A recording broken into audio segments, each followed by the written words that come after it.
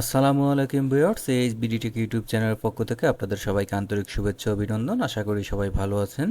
আজকে আমি ই পাসপোর্টের বর্তমান আপডেট নিউজ সম্পর্কে জানাবো আপনাদেরকে।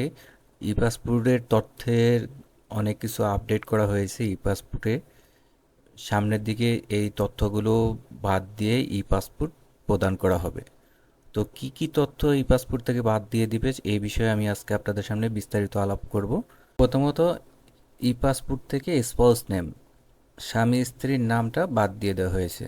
তো এখনও পুরোপুরি বাস্তবায়ন করা হয়নি, এরকম একটা প্রজ্ঞাপন জারি করা হয়েছে, প্রজ্ঞাপনটি অনুমোদন করা হয়েছে, এখনও সরেজমিনে বাস্তবায়ন করা হয়নি। ই পাসপোর্ট থেকে তিনটা তথ্য সরিয়ে নেওয়া হয়েছে। 1 নম্বরে স্পাউস নেম, 2 নম্বরে ইমার্জেন্সি কন্ট্যাক্ট অ্যাড্রেস এবং কিউআর কোড। তিনটা তথ্য রিমুভ করে দেওয়া হয়েছে। তো এটা পুরোপুরি এখনও কার্যকর করা হয়নি, ভবিষ্যতে কার্যকর করা হবে। তো আপনারা এখানে বলতে পারেন যে আমি এই তথ্যটা কোথা থেকে পেলাম। তো আমি আপনাদেরকে তথ্যটা দেখিয়ে দিচ্ছি কোথা থেকে আসছে। তো আমি প্রথম আলোর একটা নিউজ থেকে আমি আপনাদেরকে দেখিয়ে দিচ্ছি।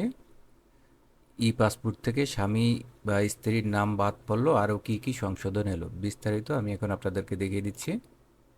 ই পাসপোর্টের ব্যক্তিগত তথ্য ও জরুরি যোগাযোগ সংক্রান্ত পাতায় personal data and emergency contact তিনটি সংশোধন এনেছে ইমিগ্রেশন ও পাসপোর্ট অধিদপ্তর।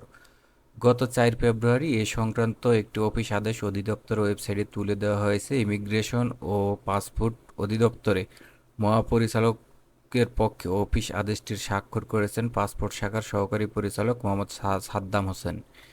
তিনি 5 মার্চ প্রথম আলোকে বলেন, এই সংশোধনী 6 ফেব্রুয়ারি থেকে কার্যকর করা হয়েছে। দেখে নেওয়া যাক কি কি সংশোধন এলো।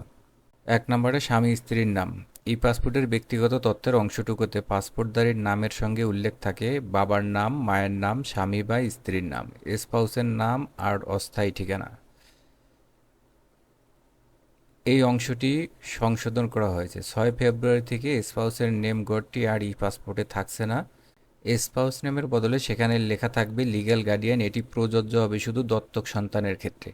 তবে লিগ্যাল গার্ডিয়ান নেম অন্তর্ভুক্তকরণের ক্ষেত্রে স্বরাষ্ট্র মন্ত্রণালয়ের সুরক্ষা সেবা বিভাগ থেকে আইনত অভিভাবকের অনাপত্তি সনদ আর তার জাতীয় পরিচয়পত্র বা পাসপোর্টের কপি প্রমাণপত্র হিসেবে পাসপোর্টের আবেদনের সাথে জমা দিতে হবে। 2 নম্বরে বিস্তারিত ঠিকানা। ব্যক্তিগত তথ্য ও জরুরি যোগাযোগ সংক্রান্ত অংশে দুটিতে অ্যাড্রেস বা ঠিকানার ঘর আছে। সেখানে পাসপোর্টধারীর স্থায়ী ঠিকানা যেমন উল্লেখ করতে হয়, তেমন জরুরি যোগাযোগের জন্য ব্যক্তি যাকে মনোনীত করেন তার পূর্ণাঙ্গ ঠিকানা দরকার হয়। এতদিন প্রত্যেকের ঠিকানা 2 লাইনে 48 শব্দের মধ্যে লিখতে হতো। এতে অনেকের পুরো ঠিকানা সেখানে সংকুলন করা যেত না, তাই এখান থেকে 3 লাইন বা 96 শব্দের ঠিকানা উল্লেখ থাকবে। 3 নম্বরে কিউআর কোড থাকছে না। ই পাসপোর্টের প্রথম পাতায় জরুরি তথ্যের নিচে কিউআর কোড যুক্ত করা হয়েছিল। কিউআর কোডটি স্ক্যান করলে পাসপোর্টধারীর নাম ও যোগাযোগ নম্বর পাওয়া যেত। এখন থেকে ই পাসপোর্টের আর কিউআর কোড থাকছে না। পাসপোর্টের personal data and emergency contact এই পেজটাতে এখানে প্রথমে নিজের নাম থাকে, তারপরে father's name, mother's name, spouse name. তো এখান থেকে স্পাউস নেমটা রিমুভ করে দেওয়া হবে, এখানে লিগ্যাল গার্ডিয়ান নেম থাকবে। তো লিগ্যাল গার্ডিয়ান কার ক্ষেত্রে হবে? যদি কেউ কোনো সন্তান দত্তক নিয়ে থাকেন সেক্ষেত্রে তিনি লিগ্যাল গার্ডিয়ান হবেন ওই সন্তানের। এখানে পার্মানেন্ট অ্যাড্রেস আছে, এই পার্মানেন্ট অ্যাড্রেসটা থাকবে। তো এখানে পার্মানেন্ট অ্যাড্রেসটা থাকবে এবং ইমার্জেন্সি কন্ট্যাক্টের যে পার্মানেন্ট অ্যাড্রেস আছে এটা রিমুভ করে দিবে। তো ইমার্জেন্সি কন্ট্যাক্টের পার্মানেন্ট অ্যাড্রেস রিমুভ করে দেওয়ার কারণ এবং পার্মানেন্ট অ্যাড্রেস রাখার কারণ হলো যে পার্মানেন্ট অ্যাড্রেস অনেকের অনেক বড় হয়ে থাকে ঠিকানাটা, সেক্ষেত্রে যেই 48 শব্দের মধ্যে, যে 48 ওয়ার্ডের মধ্যে ঠিকানাটা লিখতে হতো, তো অনেকেরই এই 48 শব্দের মধ্যে ঠিকানাটা লেখা সম্ভব হতো না। সেই জন্য এখানে ইমার্জেন্সি কন্ট্যাক্ট অ্যাড্রেসের ঠিকানাটা রিমুভ করে দিয়ে পার্মানেন্ট অ্যাড্রেসের এখানে 48 শব্দের পরিবর্তে 96 শব্দ বৃদ্ধি করা হয়েছে। এই জন্য এখান থেকে ইমার্জেন্সি কন্ট্যাক্টটা রিমুভ করে দিয়েছে, আর এখান থেকে কিউআর কোডটাও রিমুভ করা হয়েছে।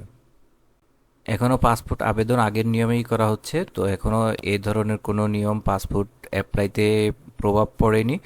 যদি এ ধরনের অ্যাপ্লাই শুরু হয়ে যায় তো আপনারা কিভাবে তখন পাসপোর্টের জন্য অ্যাপ্লাই করবেন সেই সম্পর্কে আমি আরেকটি ভিডিও তৈরি করব। তো আপনাদের পাসপোর্ট আবেদন সম্পর্কে যদি কারো কোনো কিছু জানার থাকে তাহলে অবশ্যই কমেন্ট বক্সে লিখে দিবেন, তো আমি আপনাদের কমেন্টসের রিপ্লাইয়ের মাধ্যমে আপনাদেরকে আপনাদের প্রশ্নের অ্যান্সার দেওয়ার চেষ্টা করব। আমার ভিডিওটি যদি আপনাদের ভালো লেগে থাকে তাহলে অবশ্যই আমার চ্যানেলটি সাবস্ক্রাইব করে দিবেন এবং পাশে থাকা বেল বাটনটি ক্লিক করে দিবেন, তাহলে নতুন নতুন ভিডিও নোটিফিকেশন সবার আগে আপনি পেয়ে যাবেন। তো আজকে এই পর্যন্তই, সবাই ভালো থাকুন, সুস্থ থাকুন, আল্লাহ হাফেজ।